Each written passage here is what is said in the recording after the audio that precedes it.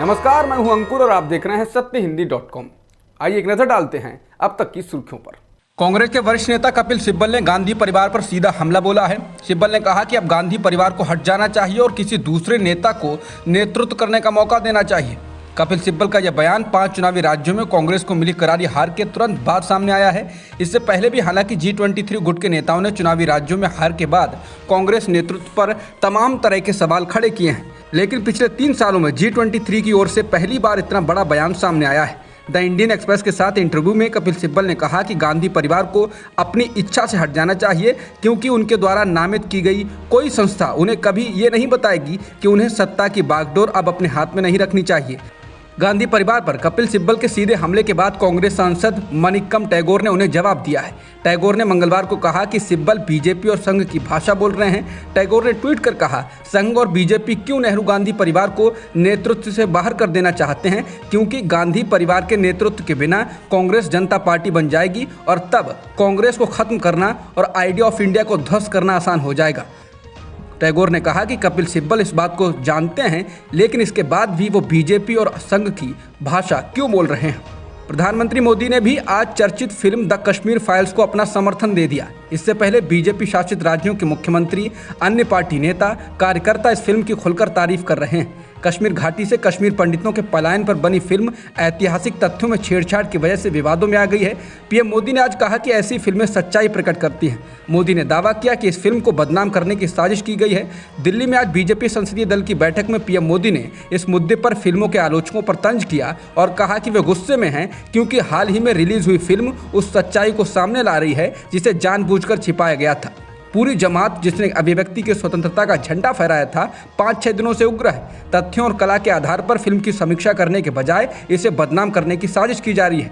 विवेक अग्निहोत्री द्वारा निर्देशित और लिखित ये फिल्म पाकिस्तान समर्थित आतंकवादियों द्वारा संगठित हत्याओं के बाद राज्य से कश्मीरी पंडितों के पलायन को दर्शाती है। द कश्मीर फाइल्स को लेकर पीएम मोदी ने कहा कि उनकी चिंता ये है कि सच्चाई को सही तरीके से सामने लाया जाना चाहिए। मेरी चिंता सिर्फ फिल्म नहीं है, मेरा मानना है कि सच्चाई को सही तरीके से सामने लाना देश के लिए फायदेमंद है।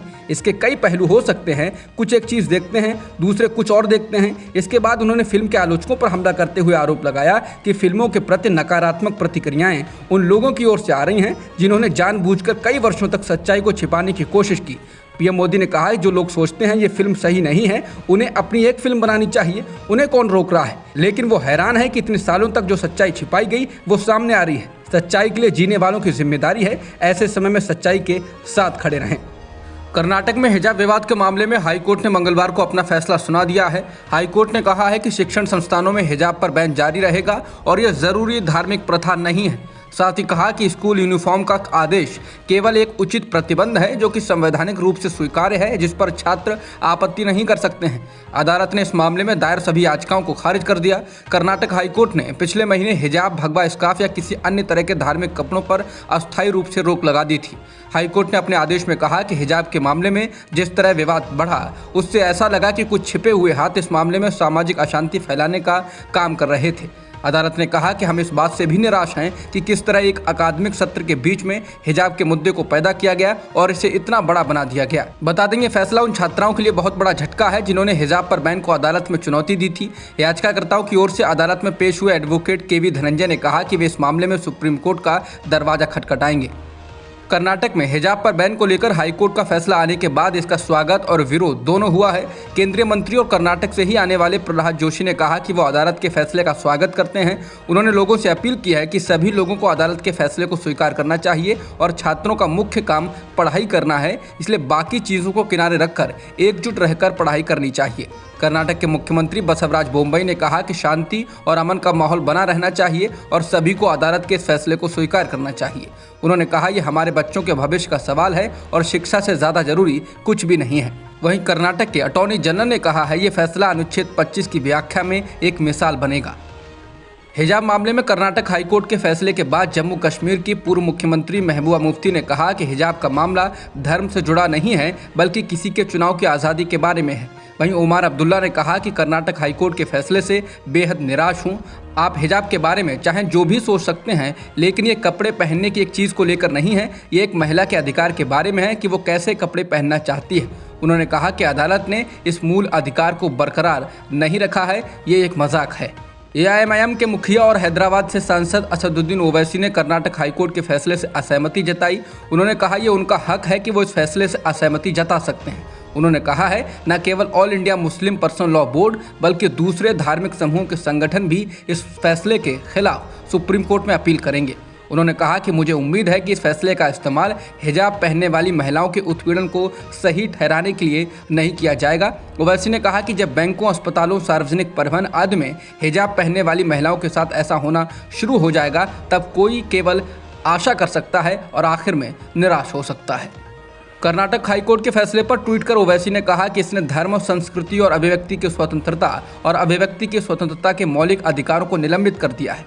ओवैसी ने एक के बाद एक ट्वीट कर कहा कि संविधान की प्रस्तावना में कहा गया है कि व्यक्ति को विचार, अभिव्यक्ति, विश्वास, आस्था और पूजा की स्वतंत्रता है और अगर ये मेरा विश्वास है, मेरी आस्था है कि मेरे सिर को ढकना जरूरी है तो मुझे इसे व्यक्त करने का अधिकार है जैसा मैं उचित समझता हूँ। एक धर्मनिष्ठ मुसलमान के लिए हिजाब भी एक इबादत है। इसके साथ ही ओवैसी ने कहा यह धार्मिक रिवाजों की समीक्षा करने का समय है।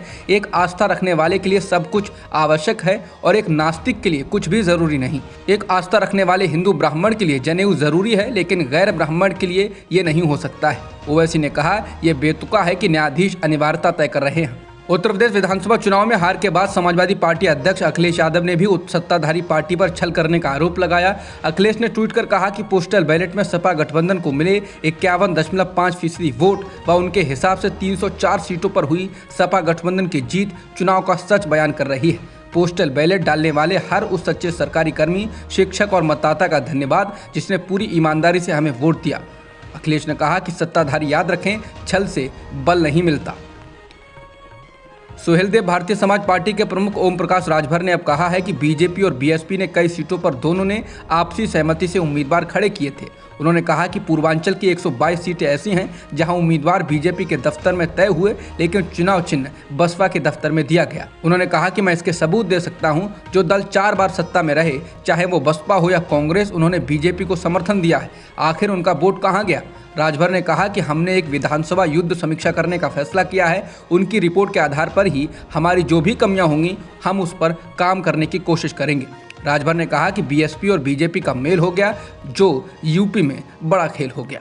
अब तक की खबरों में इतना ही। बाकी खबरों के लिए बने रहिए सत्यहिंदी.com के साथ।